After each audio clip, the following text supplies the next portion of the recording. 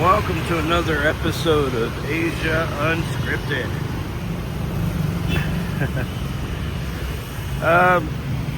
Our topic this morning,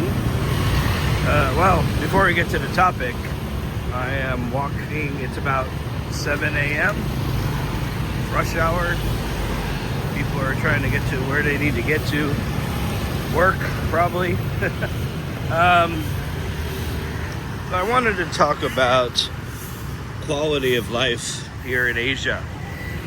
So, I was talking with some other expats about living here in Ho Chi Minh City. You know, a lot of expats don't want to be here because of the traffic, of the pollution, of the noise. When you retire, or if you're a digital nomad, it seems that these guys, they want nicer places to be. They want nicer places to live, better quality of life. So, when you go through all the different Facebook groups, you go through Reddit, expats talk about places like Chiang Mai, Danang, Siem Reap, all of these, not the biggest cities in the countries, but I call them second cities. So, and the reason they like those places are for different reasons. Chiang Mai is up in a mountainous area, so if you're really into nature, that's a great place for you to be. There's a lot more culture up there. Siem Reap, you got Angkor Wat nearby. The city itself is pretty kickback. Danang is right on the beach, so you can go swimming every day if you want. This is the shit that drives me crazy. Walking down the sidewalk, and you got these guys driving up the sidewalk the wrong way, going in the wrong direction. So, in Ho Chi Minh City, in the city here, people drive pretty badly. It's pretty retarded the way people drive here. They'll make a left turn from the rightmost lane. They'll make a right turn from the leftmost lane. They'll drive down the sidewalks just to avoid traffic. They'll drive the wrong way up the sidewalk just to avoid traffic. Pretty crazy. So Danang has the beaches, so does Nha Trang. They both have access to mountainous areas. So, I've been thinking about all of this the last couple of days.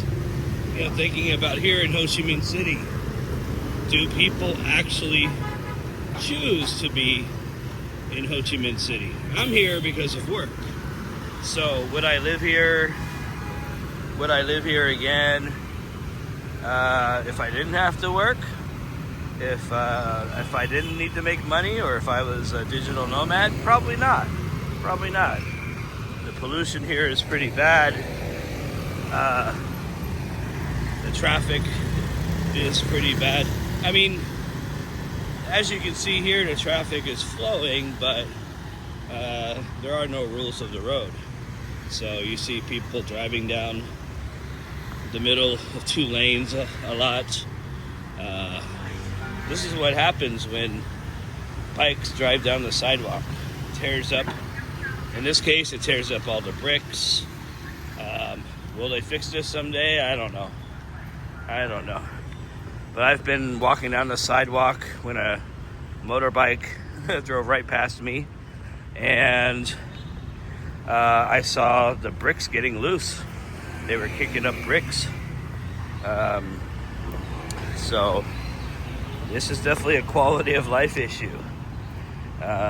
People like to throw their trash anywhere, as you can see. So, does it still happen in the smaller cities? Sure. I'm not saying this is just a Ho Chi Minh City thing, but it's more prevalent in the bigger cities. A lot has changed here since I first came here in 2016. It's gotten a lot more crowded. The traffic has gotten worse. So, you know, things change, even in the Philippines.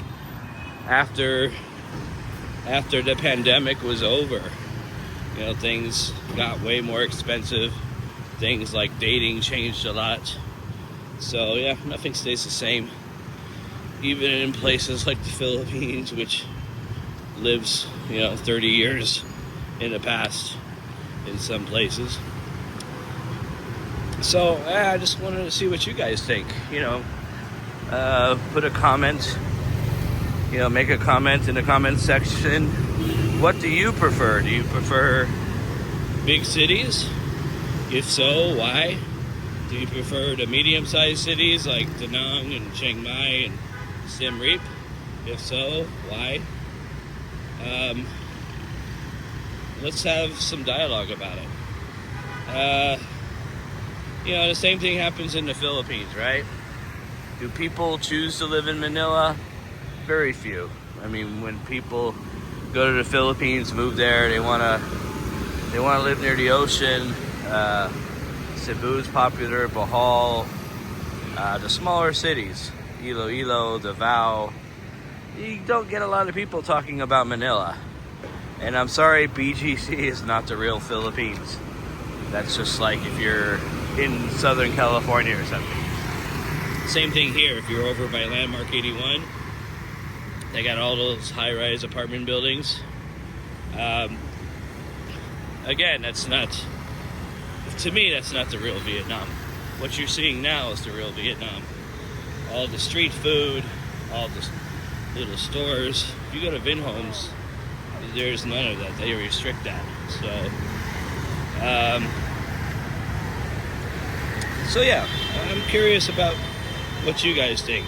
When you migrated over to Southeast Asia, did you choose a big city?